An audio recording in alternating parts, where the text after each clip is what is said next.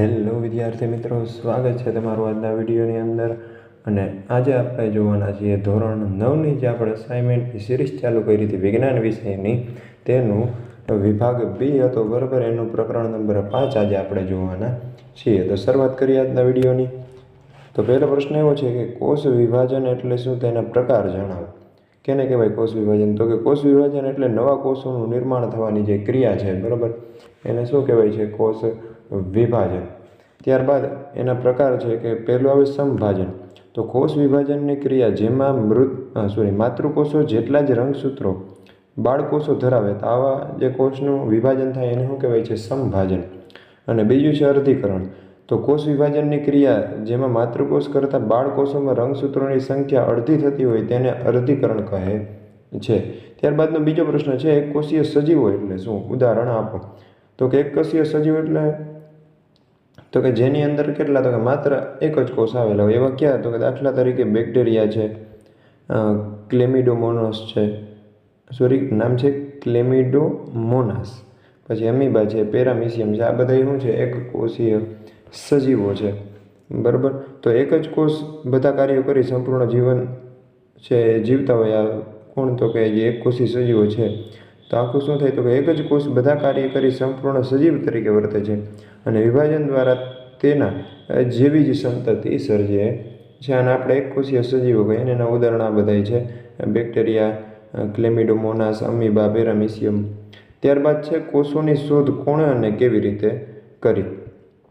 તો રોબર્ટ હુકે કોષોની શોધ કરી। તેમણે જાતે તૈયાર કરેલા સૂક્ષ્મદર્શક યંત્રની અંદર ઓક વૃક્ષની જે છાલ હતી એની પાતળી ચીરીઓનું એને અવલોકન કર્યું અને તેમણે અવલોકનમાં મધપૂડાના ખાનાઓ જેવી રચના જોઈ, અને આ ખાનાઓ છે એ શેના? તો કે કોષ તરીકે ઓળખાવ્યા એને। ત્યારબાદ જોઈએ નીચેના વૈજ્ઞાનિકોનો જીવ વિજ્ઞાનમાં ફાળો જણાવો, જેની અંદર પહેલા છે રોબર્ટ બ્રાઉન। તો આ વૈજ્ઞાનિકે વનસ્પતિ કોષમાં લાક્ષણિક ગોળાકાર કાયને કોષ કેન્દ્ર તરીકે વર્ણવ્યું, અને બીજા છે લ્યુવેન હોક। એને તો કે આ વૈજ્ઞાનિકે જાતે જ સૂક્ષ્મદર્શક યંત્ર બનાવી, તેમાં સૌપ્રથમ વખત બેક્ટેરિયા સહિત ઘણા સૂક્ષ્મજીવોનો અભ્યાસ કર્યો અને તેમણે સાદા સૂક્ષ્મદર્શક યંત્રનો ઉપયોગ કરી મુક્તજીવી કોષોનું છે નિરીક્ષણ કર્યું। ત્યારબાદ પાંચમો પ્રશ્ન છે કોષના જીવન માટે જરૂરી બાબત જણાવો।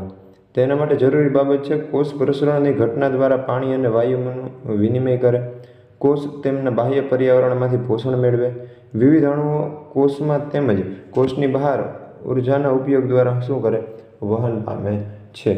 ત્યારબાદ આપણે આગળ જોઈએ તફાવત આપો વનસ્પતિ કોષ અને પ્રાણી કોષનો। તો વનસ્પતિ કોષમાં શું હોય? તો હરિતકણ હોય, પ્રાણી કોષમાં હરિતકણ છે એનો શું હોય? અભાવ હોય છે।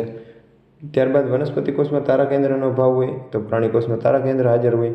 ત્યારબાદ વનસ્પતિ કોષમાં કોષ દિવાલ હોય પણ પ્રાણી કોષમાં કોષ દિવાલનો અભાવ હોય, અને વનસ્પતિ કોષમાં રસધાની મોટા કદની, જ્યારે પ્રાણી કોષમાં રસધાની છે એ નાના કદની હોય છે। ત્યારબાદ બીજો તફાવત છે વનસ્પતિ કોષની રસધાની અને પ્રાણી કોષની રસધાની। તો વનસ્પતિ કોષની રસધાનીમાં શું હોય? તો કે એમાં રસધાની ઘણા મોટા કદની હોય, જ્યારે પ્રાણી કોષમાં રસધાની નાના કદની। વનસ્પતિ કોષની રસધાની મુખ્યત્વે કોષીય દ્રવ્યોથી ભરેલી હોય, જ્યારે પ્રાણી કોષની રસધાની છે અન્નધાની તરીકે ખોરાકના દ્રવ્યો ધરાવે। વનસ્પતિ કોષની રસધાની છે એ કોષને આસુનતા અને બરડતા આપે છે, જ્યારે પ્રાણી કોષની રસધાની છે એ કેટલીક વિશિષ્ટ રસધાની તરીકે વધારાના પાણી અને નકામા પદાર્થોને કોષમાંથી શું કરી નાખે છે? ત્યાગ કરે છે। ત્યારબાદ પ્રશ્ન 8મો છે કણપસૂત્રને કોષનું ઉર્જાઘર કહેવાય, કારણ આપો। પેલું છે સજીવ કોષમાં જ્યાં ઉર્જા ઉત્પન્ન થાય તે અંગિકાને પાવર હાઉસ એટલે ઉર્જાઘર કહે છે। જીવનની વિવિધ રાસાયણિક પ્રવૃત્તિઓ માટે ઉર્જાની આપણને જરૂરિયાત હોય, તે ઉર્જાનું સ્વરૂપ છે એટીપી, જેને ફૂલ ફોર્મ થાય એડિનોસાઇન ટ્રાઇફોસ્ફેટ, એ કણાભસૂત્રમાં થતી પ્રક્રિયા દ્વારા મુક્ત કરવામાં આવે, અને આથી જ કણાભસૂત્રને કોષના પાવર હાઉસ કે ઉર્જાઘર તરીકે પણ ઓળખવામાં આવે છે। ત્યારબાદ કોષરસ પટલને પસંદગીમાન પ્રવેશશીલ પટલ કહે છે, કારણ આપો। તો કોષરસ પટલ કોષને તેના બાહ્ય પર્યાવરણથી અલગ કરતું સૌથી બહારનું આવરણ છે।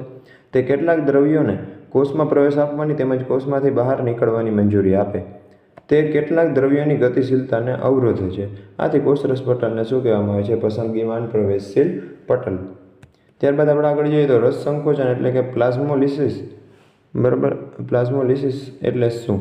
તો કે જ્યારે જીવંત કોષને હાઇપરટોનિક દ્રાવણમાં મૂકવામાં આવે ત્યારે કોષ આશ્રુતિ દ્વારા પાણી છે બરાબર શું કરે? પાણી ગુમાવે, આથી કોષના તત્વો સંકોચાય અને કોષ દિવાલથી દૂર જાય અને આ જ ઘટનાને રસ સંકોચન અથવા તો પ્લાઝ્મોલિસિસ કહે છે. ત્યારબાદ પ્રશ્ન 11 છે, નીચેનાના જે આપેલ છે એને માહિતીને અનુરૂપ અંગિકાનું નામ જણાવો. તો કોષનું રસોડું કેને કહેવાય?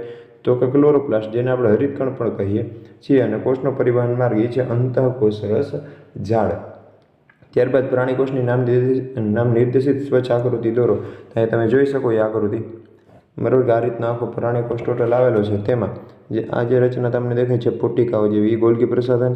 ત્યારબાદ આ જે રચના છે એને કહેવામાં આવે છે લીસી અંતઃકોષરસ ઝાડ. આ ભાગમાં જે અહીંયા છે, બરાબર, એ છે કોષરસ પટલ. ત્યારબાદ અંદરની સાઈડનું જે આ વસ્તુ છે એને કહેવામાં આવે છે તારા કેન્દ્ર. ત્યારબાદ આ જે નાની રચના જોવો છો એ છે લાઇસોસોમ્સ. એવી રીતના બીજા અંદર આ પટ્ટિકા ઉપર નાના નાના તમને કણો દેખાશે. ટ્રાય કરું બતાવવાની, જો દેખાય તો. આજે તમે નાના નાના કણો જોવો છો અહીંયા, બરાબર, આ બધા શું છે તો કે રિબોઝોમ્સ છે. ત્યારબાદ આ જે રચના તમે જોઈ શકો છો એ છે કણાભસૂત્ર. અને એવી જ રીતના આ ભાગ છે આખો એ છે ખરબચડી કણિકામય અંતઃકોષરસ ઝાડ, બરાબર.